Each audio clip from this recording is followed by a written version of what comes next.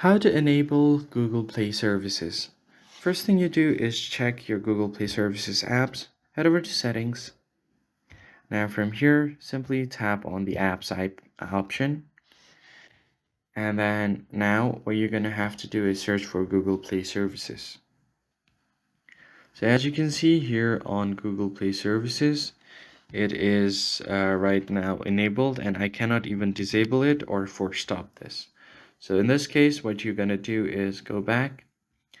And then from here, you're going to have to find device admin apps. So on the search bar, you're going to search for device admin apps and tap on it. And then tap on device admin apps. Now here, the Find My Device is turned on. You just have to turn this one off and then deactivate it for once. Then go back. And now let's check if the Google Play services has been activated or not. Tap on apps and then simply search for Play services again. Tap on it. And now as you can see, I can disable and force stop this application, meaning that it has been enabled successfully. And that's how you enable Google Play services. I hope this tutorial was helpful. I'll catch you guys on the next one.